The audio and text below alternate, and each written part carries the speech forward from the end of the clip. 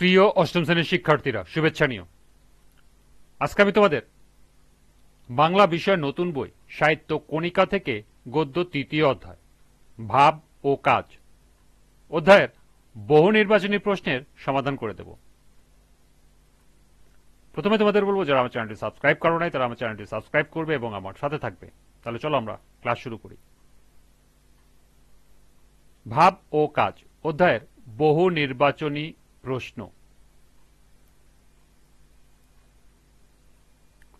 লক্ষ্য করো, পাঠ্য বইতে 5টি বহু নির্বাচনী প্রশ্ন দেয়া আছে। প্রথমে আমরা এই 5টি বহু নির্বাচনী প্রশ্নের সমাধান করব, এরপর আরো সম্ভাব্য গুরুত্বপূর্ণ কিছু বহু নির্বাচনী প্রশ্ন দেখব এবং সেগুলোর সমাধান করব।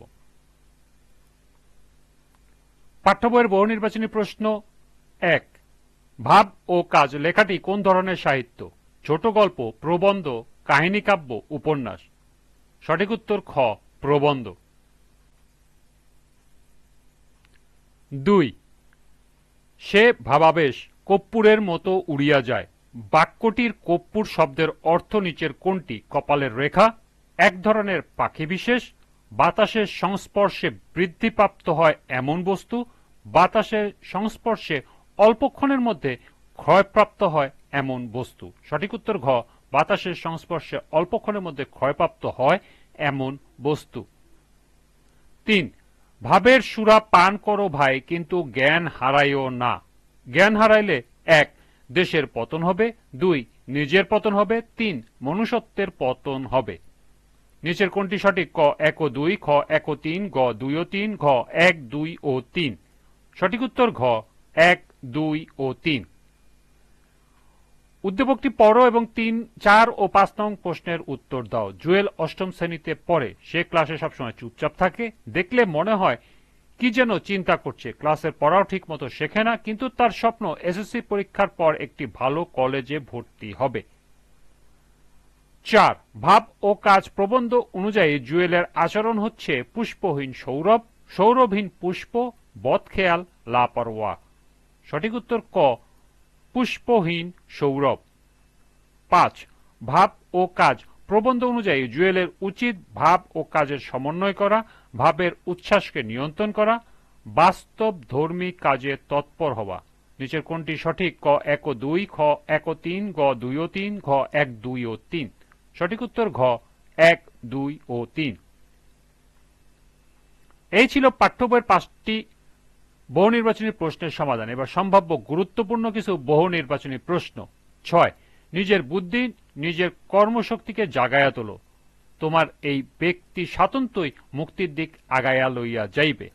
দেশ উন্নতির দিক যাইবে, দেশ মুক্তির দিকে এগিয়ে যাবে। উপরে দুটি কোনটি নয়? সঠিক উত্তর হল গ, উপরে দুটি। 7, কোমর বাঁধিয়া কার্যে নামিয়া পড়িতে হইবে এবং নামিবার পূর্বে ক ভালো করিয়া বুঝিয়া সুঝিয়া দেখিয়া লইতে হইবে ইহার আগে কি? খ ভালো করিয়া বুঝিয়া সুঝিয়া দেখিয়া লইতে হবে ইহাতে কে লাভবান। গ ভালো করিয়া বুঝিয়া সুঝিয়া দেখিয়া লইতে হবে ইহাতে কাহার ক্ষতি। এবং ঘ ভালো করিয়া বুঝিয়া সুঝিয়া দেখিয়া লইতে হবে ইহার ফল কি? সঠিক উত্তর ঘ। 8, দাত শব্দের অর্থ কি? গ্রহণ, প্রতিশোধ, বর্জন, প্রতিরোধ। সঠিক উত্তর খ, প্রতিশোধ। 9, কুম্ভকর্ণ শব্দের অর্থ কি? যে এক নাগারে মাস ঘুমাতে পারে। খ যে এক নাগারে 2 মাস ঘুমাতে পারে। গ যে এক নাগারে 3 মাস ঘুমাতে পারে এবং যে এক নাগারে 6 মাস ঘুমাতে পারে। সঠিক উত্তর ঘ, যে এক নাগারে 6 মাস ঘুমাতে পারে। স্পিরিট শব্দের অর্থ কি? উদ্দীপনা, উৎসাহ, শক্তি, উপরের সবগুলি। সঠিক উত্তর ঘ, উপরের সবগুলি। 11, ঋষি শব্দের অর্থ কি? মুনি, ভালো মানুষ, সাহায্যকারী, ত্যাগী। সঠিক উত্তর ক, মুনি। 12, কি থেকে কর্পূর তৈরি হয়? ফুল, ফল, বীজ, বৃক্ষরস। সঠিক উত্তর ঘ, বৃক্ষ রস। 13, কাজী নজরুল ইসলাম জন্মগ্রহণ করেন 1855 সালে, 1899 সালে, 1877 সালে, 1888 সালে। সঠিক উত্তর খ, 1899 সালে। 14, কাজী নজরুল ইসলাম কোন বিশ্ববিদ্যালয় থেকে ডিলিট উপাধি লাভ করেন? ঢাকা বিশ্ববিদ্যালয়, অক্সফোর্ড বিশ্ববিদ্যালয়, হার্ভার্ড বিশ্ববিদ্যালয়, কলকাতা বিশ্ববিদ্যালয়। সঠিক উত্তর ক, ঢাকা বিশ্ববিদ্যালয়।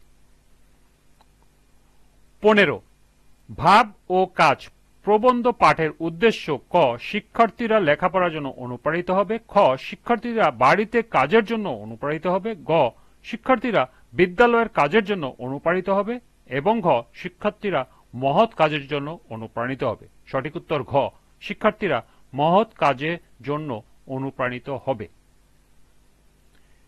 এই ছিল পাঠ্য বই সহ সর্বমোট 15টি গুরুত্বপূর্ণ বহু নির্বাচনী প্রশ্ন এবং এর সমাধান।